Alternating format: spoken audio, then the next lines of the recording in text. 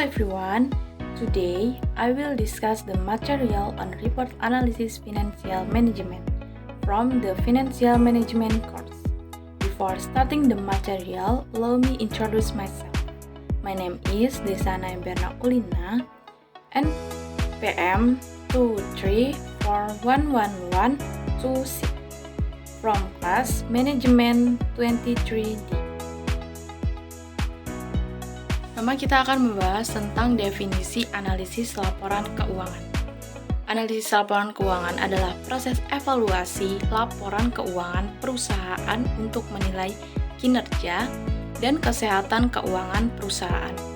Tujuan utama di analisis ini adalah untuk memahami profitabilitas, likuiditas, solvabilitas, dan efisiensi perusahaan. Alat yang sering digunakan dalam analisis ini meliputi analisis rasio, analisis horizontal, dan analisis vertikal. Analisis ini membantu berbagai pihak seperti manajemen dan investor dalam pengambilan keputusan keuangan yang lebih baik.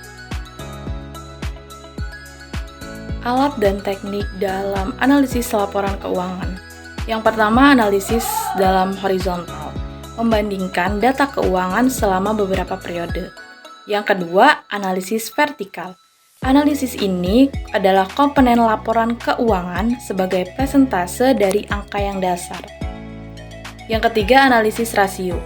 Analisis rasio merupakan evaluasi kinerja keuangan melalui rasio-rasio utama.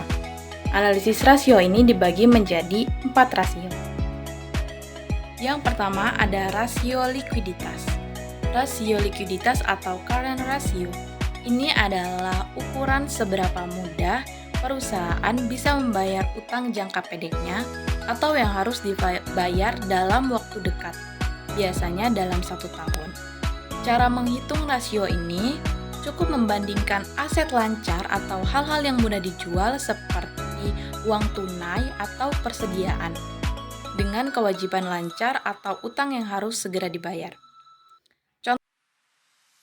Contohnya, jika perusahaan punya 100 juta dalam bentuk aset lancar dan 50 juta utang jangka pendek, rasio likuiditasnya adalah 2. Artinya, perusahaan punya 2 kali lipat aset untuk membayar utangnya. Yang kedua ada rasio profitabilitas atau gross profit margin. Ini menunjukkan seberapa besar keuntungan yang didapat dari setiap penjualan. Jadi, berapa banyak perusahaan bisa untung setelah mengurangi biaya produksi. Cara menghitungnya, hitung keuntungan kotor atau pendapatan dikurangi biaya produksi. Lalu dibagi dengan total penjualan dan dikalikan dengan 100% untuk pendapatan persentase. Contohnya, jika perusahaan menjual barang senilai 1 juta dan biaya produksinya 600.000, margin laba kotor adalah 40%. Artinya, dari setiap 1 juta penjualan, perusahaan mendapat 400.000 laba. Yang ketiga ada rasio solvabilitas. Ini adalah ukuran seberapa besar perusahaan dibiayai oleh hutang dibandingkan dengan uang yang dimiliki atau modal pemegang saham. Cara menghitungnya bisa membandingkan total uang dengan ekuitas atau modal yang dimiliki pemegang saham.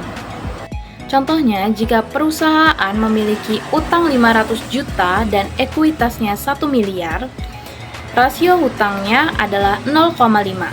Artinya, perusahaan punya setengah dari ekuitasnya dalam bentuk hutang. Yang terakhir, keempat, ada rasio aktivitas atau inventory turnover.